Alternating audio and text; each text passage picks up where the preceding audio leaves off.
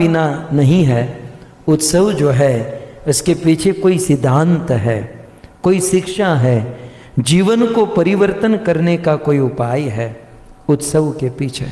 तो मैं ज़्यादा नहीं, संक्षिप्त में भगवान रामचंद्र के जीवन चरित्र को लेकर भगवान रामचंद्र में किस प्रकार से ये 10 गुण थे, मैं संक्षिप्त में यदि चर्चा करूं तो सबसे पहले भगवान रामचंद्र में पहला गुण था विनिर्बंध। आप देख सकते हैं भगवान रामचंद्र का प्रथम गुण है विनिर्बंध। विनिर्बंध का अर्थ होता है कि भगवान रामचंद्र किसी भी के ऊपर डिपेंड नहीं रहते थे।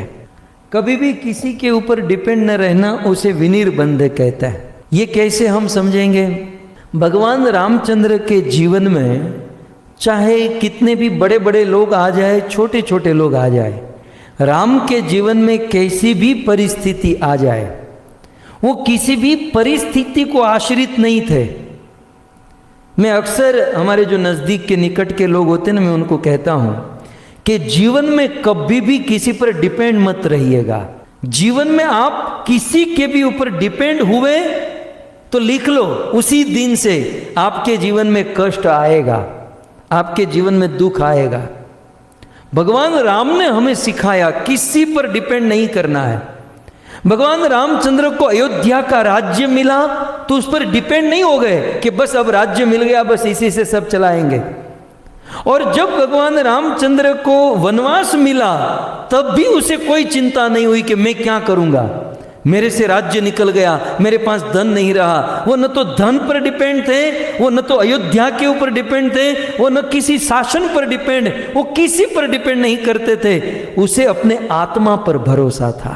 तो जीवन में यह सीखना चाहिए कि कभी भी किसी पर डिपेंड न रहे, कभी भी किसी पर। संसार की भौतिक तत्व, भौतिक वस्तु का गुण है कि उसका नाश होना है, तो भौतिक तत्व का नाश अवश्य है। यदि डिपेंड होना है तो भगवान के ऊपर डिपेंड होना चाहिए। डिपेंड होना है तो गुरु के ऊपर डिपेंड करना चाहिए, अन्यथा किसी के ऊपर।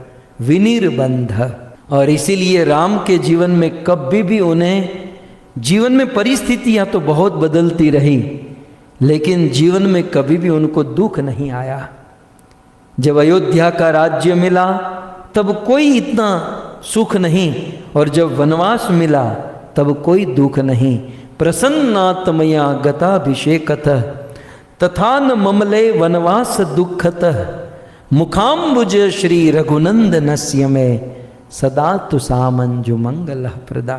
भगवान रामचंद्र को जब अयोध्या का राज्य दिया जा रहा था तब भी वे इतने सुखी नहीं हुए, और जब वनवास मिल रहा था तब भगवान राम को कोई दुख नहीं हुआ, क्योंकि वे किसी के ऊपर डिपेंड नहीं थे। तो भगवान श्री रामचंद्र का यह प्रथम गुण है विनिर्बंध। तो उनकी लीला से हम जान सकते हैं कि वो किसी के ऊपर डिपेंड नहीं करते थे। अब भगवान रामचंद्र का दूसरा गुण क्या है? क्षमा। नोट कर लीजिएगा, भगवान रामचंद्र का दूसरा गुण है क्षमा। क्षमा भगवान रामचंद्र के चरित्र से हम समझ सकते हैं। भगवान रामचंद्र जब 14 साल वनवास समाप्त करके वापस आए तो उस समय माता कैकेयी बड़ी दुखी होकर भगवान रामचंद्र के चरणों में, पूरी रामायण में वैसे राम के छोटे मोटे अपराध तो कई लोगों ने किए थे, परंतु राम का सबसे बड़ा अपराध देवी कैकेयी ने किया था। कैकेयी ने राम को बिना कोई फॉल्ट, बिना कोई गलती के 14 वर्ष के लिए, वो भी तपस्वियों के वेश में, वन में भेज दिया। अब 14 साल छोड़िए, हमें 14 मिनट भी कोई कष्ट देता है ना, अरे 14 मिनट छोड़ो, मुंबई की ट्रेन में आते जाते किसी को हाथ भी लग जाता है, थोड़ा सा कष्ट होता है तो तलवारें चल जाती है। लेकिन 14 वर्ष का कष्ट दिया गया माँ कैकेयी के द्वारा। और कैकेयी को जब 14 वर्ष के बाद भगवान रामचंद्र वापस लौटे तो कैकेयी के हृदय में बड़ा दुख हुआ, कष्ट हुआ कि मेरे कारण इतना कुछ लेकिन फिर भी भगवान रामचंद्र ने कैकेयी को दंड नहीं दिया। भगवान रामचंद्र ने कैकेयी को क्षमा कर दिया, क्षमा कर दिया। राम के ये 10 गुण जिससे उन्होंने रावण का वध किया, हमारे अंदर बैठे हुए रावण को मारना है, इस गुण को जीवन में हमने भागवत कथा में भी सुना ना, किस प्रकार देवी द्रौपदी ने अश्वत्थामा को क्षमा कर दिया। तो भगवान रामचंद्र के अंदर क्षमा का गुण, और भक्तों क्षमा करने के बाद भी तनिक भी अभिमान नहीं, अहंकार नहीं था। जब जब कैकेयी ने कहा मुझे क्षमा कर दो, रामचंद्र ने कहा आपने गलती ही नहीं की तो क्षमा करने की क्या बात है, राम तो राम है। मां आपने गलती क्या की, आपने तो मुझ पर कृपा की। मां आपकी कृपा से मैं वन में गया, वन में जाकर हजारों साधु संतों को मिला, दुष्टों का विनाश किया, पृथ्वी का भार दूर किया, धर्म की स्थापना की। ये सब कुछ करने का श्रेय हे मां केवल आपको है, केवल आपको है। आप ही के कारण तो ये सब कुछ हुआ। ये है भगवान रामचंद्र, क्षमा करते हैं और क्षमा करने के बाद ऐसा आचरण करते हैं कि अपराध करने वाले को ऐसा लगता है कि मैंने अपराध किया ही नहीं है। ये सीखना चाहिए राम से कि यदि कोई हमारा अपराध करे तो हमें उसे ऐसे क्षमा करना चाहिए कि उसे फीलिंग ही ना हो कि मैंने कभी अपराध किया था। हमारा तो क्या है ना, एक तो हम क्षमा करते नहीं है, और यदि हम किसी को क्षमा करें भी ना तो जताते हैं तूने गलती की थी, तूने अपराध किया था, लेकिन मैं तुझे क्षमा कर देता हूं, जा मैं तुझे क्षमा कर देता। ऐसे क्षमा नहीं होती है, भगवान रामचंद्र से सीखे। क्षमा ऐसे करते हैं कि अपराध करने वाले को पता ही नहीं लगता कि मैंने अपराध किया है। तो ये भगवान श्री रामचंद्र का दूसरा गुण है क्षमा। अब भगवान रामचंद्र का तीसरा गुण है शील। भगवान रामचंद्र में तीसरा गुण है शील। भगवान रामचंद्र पूर्ण शीलवान थे, और राम के शील के विषय में क्या कहा जाए, राम का शील तो जगत प्रसिद्ध है। राम जब थोड़े से बड़े हुए ना, तो राम का शील बताते हुए गोस्वामी तुलसीदास जी ने बहुत सुंदर कहा। क्या कहते हैं? प्रातः काल उठ के रघुनाथा, प्रातः काल उठ के रघुनाथा, मात पिता गुरु नावहि माता, हे मात पिता गुरु नावहि माता। भगवान रामचंद्र का शील है प्रातः काल उठ के रघुनाथा। सबसे पहला शील आज के बच्चों के लिए, प्रातः काल उठ के। राम प्रातः काल में उठते थे मतलब भगवान रामचंद्र ब्रह्म मुहूर्त में उठ जाते, जग जाते थे। सुबह 4 बजे 4:30 बजे राम जग जाते, और सुबह उठकर प्रातः काल उठ के रघुनाथा। सुबह उठकर क्या करते हैं? मोबाइल लेकर व्हाट्सएप चेक करते हैं, फेसबुक चेक करते, ट्विटर ईमेल देखते नहीं। प्रातः काल उठ के रघुनाथा, मात पिता गुरु नावहि माथा।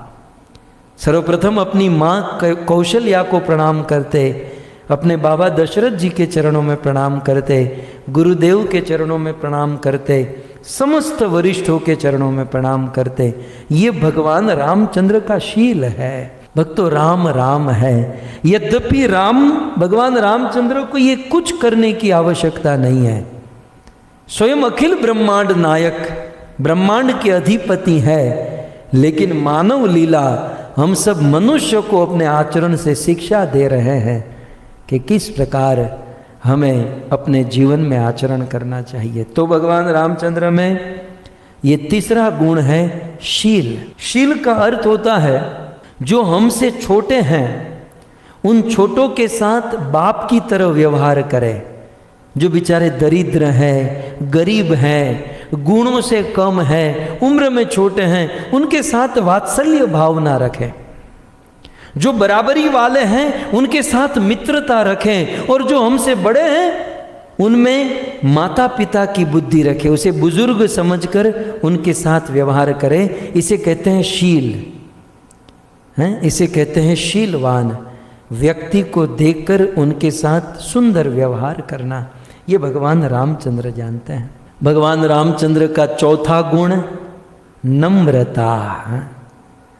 भगवान श्री रामचंद्र का चौथा नम्रता। भगवान श्री रामचंद्र की अद्भुत नम्रता, ऐसी नम्रता कि बड़े बड़े लोगों के सामने भगवान रामचंद्र दास की तरह पेश आते, दास की तरह रहते। गुरु विश्वामित्र के साथ जब उनके यज्ञ की रक्षा करने गए और जब जनकपुर में गए तो भगवान रामचंद्र की नम्रता देखिए। वे इतने नम्र कि रात भर विश्वामित्र के चरण दबाते थे। बड़े बड़े योगी, ध्यानी, ज्ञानी, तपस्वी प्रयास करते हैं कि राम के चरण हमारे ध्यान में आ जाए, लेकिन वो भगवान रामचंद्र विश्वामित्र के चरण दबा रहे हैं। और नम्रता, राम और लक्ष्मण जब गुरु जी के लिए फूल तोड़ने बगीचे में जाते ना, तो लक्ष्मण तो सीधे अंदर घुस जाते हैं। राम ने कहा लक्ष्मण बाहर निकलो, बाहर निकलो, अंदर क्यों जाते हैं? ये जिसका बगीचा है उससे परमिशन लिया। लक्ष्मण कहते हैं प्रभु हम क्षत्रियों के बेटे हैं, हमको परमिशन लेने की क्या जरूरत? भगवान ने कहा नहीं, जिस किसी का ये बगीचा है हमें परमिशन लेकर ही जाना। बड़े नम्र भगवान रामचंद्र थे, बड़े हम्बल थे। सो भगवान रामचंद्र में ये चौथा गुण था नम्रता। भगवान रामचंद्र में पांचवा गुण था दयालुत्वम। भगवान राम में दयालुता थी, वे दया करते थे। अब दया के अंदर तो सीधे मुझे सीधी दृष्टि जा रही है अहल्या के ऊपर है। उस वन के मार्ग से जब भगवान जा रहे थे तो आश्रम एक दीख मग माही, खग पशु जीव जंतु तह नाही, पूछा मुनि शिला प्रभु देखी, सकल कथा कही विशेषी। जब यज्ञ की रक्षा करके जनकपुर जा रहे थे तो वन के मार्ग में भगवान रामचंद्र ने एक शिला, एक पत्थर देखा। अब भगवान राम सब कुछ जानते थे, लेकिन अब दया थी उनके हृदय में। वे उसके इग्नोर भी कर सकते थे, उसे छोड़कर आगे बढ़ सकते, लेकिन इतनी दया, राम रुक गए और गुरु विश्वामित्र से कहा कि ये आश्रम क्या है, और इस आश्रम में ये जो शिला, ये जो पत्थर है, ये क्या है? तब महर्षि विश्वामित्र कहते हैं गौतम नारी श्राप बस, उपल देह धरी धीर, चरण कमल रज चाहती, कृपा करो रघुवीर। हे रघुवीर, हे राघव, हे राम, आप इस पत्थर के ऊपर दया करो, कृपा करो। जब विश्वामित्र ने कहा भगवान रामचंद्र दया करके, जिस भगवान रामचंद्र के चरण या चरण की रज बड़े बड़े लोगों को नहीं मिलती, लेकिन स्वयं भगवान रामचंद्र दया करके चलते हुए उस अहल्या के पास जाते हैं और अपने चरण रज, अपना चरण कमल अहल्या के मस्तक पर रखते हैं। जैसे ही अहल्या के उस पत्थर के ऊपर भगवान ने अपना चरण रखा, गोस्वामी जी ने ऐलान किया, पर सदपद पावन, शोक न सावन, प्रकट भई तप पुंज सही, देखत रघुनायक, जन सुखदायक, सनमुख होई कर जोर रही। पर सदपद पावन, शोक न सावन, प्रकट भई तब पुंज सही। भगवान रामचंद्र की दया से उन्होंने अपना चरण स्पर्श किया और वह पत्थर एक सुंदर नारी के रूप में प्रकट हो गई। और वह नारी कौन थी? अहल्या। दोनों हाथ जोड़कर भगवान से प्रार्थना की और भगवान ने अहल्या को उनके पति गौतम ऋषि के पास भगवत धाम में भेज दिया। तो ये है भगवान रामचंद्र की दया। और दया क्या भगवान रामचंद्र की? वैसे हम लोग कहते हैं कि राम ने रावण को मारा, कुंभकर्ण को मारा, मारीच को मारा। वास्तव में राम ने इनको मारा नहीं, इन सबको तारा। क्योंकि गीता में कृष्ण ने क्या कहा? यम यम वापि स्मरण भावम। गीता में कृष्ण क्या कहते हैं? अंत काले च मामेव स्मरण उक्त्वा कलेवरम।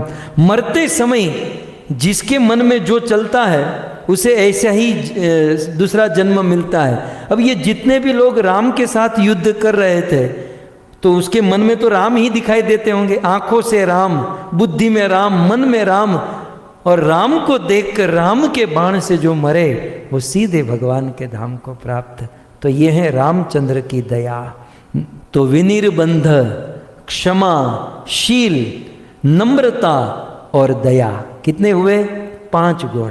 भगवान रामचंद्र में छठा गुण था स्नेह। भगवान राम में स्नेह था। स्नेह, भगवान रामचंद्र का स्नेह 2 प्रकार का था। एक अपने घर परिवार के प्रति और दूसरा अपने भक्तों के प्रति। और ये दोनों रामायण में प्रकट हुआ है। ऐसा वर्णन है कि जब 14 वर्ष का वनवास था तब भगवान रामचंद्र लक्ष्मण जी उस कुटिया के पीछे, कुटिया के आजू बाजू में पहरा देते थे। और राम कभी कभी रात को 2 बजे जग जाते और जग कर रोते, विलाप करते। ऐसा लिखा है, जब जब राम अवध शुद्धि करही,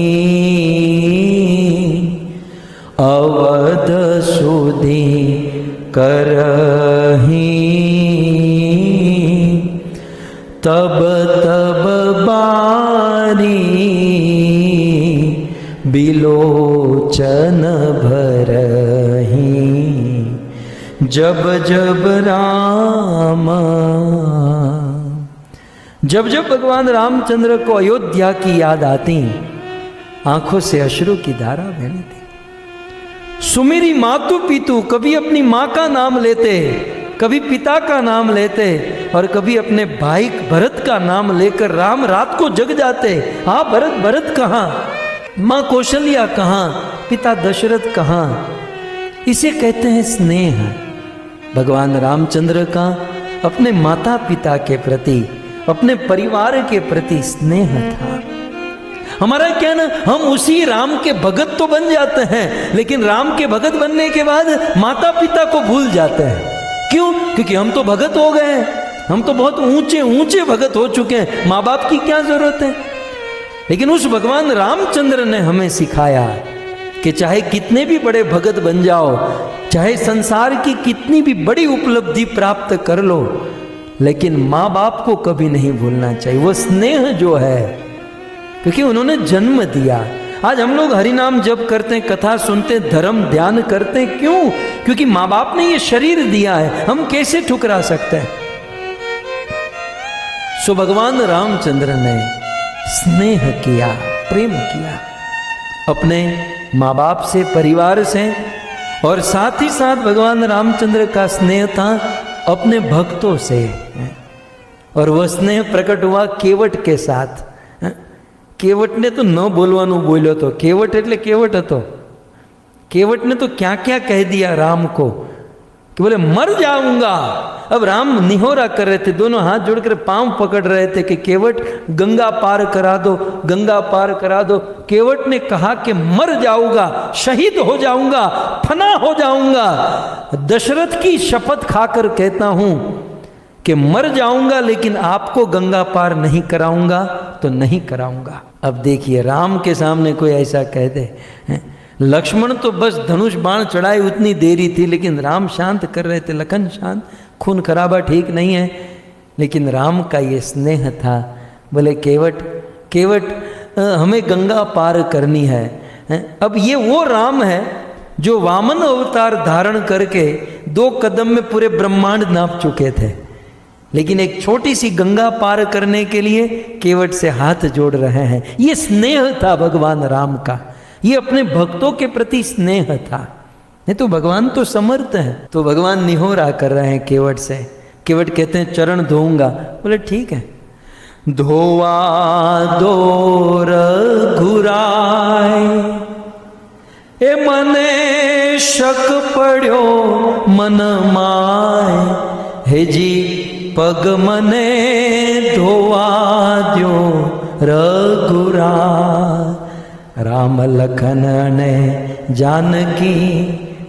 ये सब भजन जो है मुझे याद आ रहे हैं।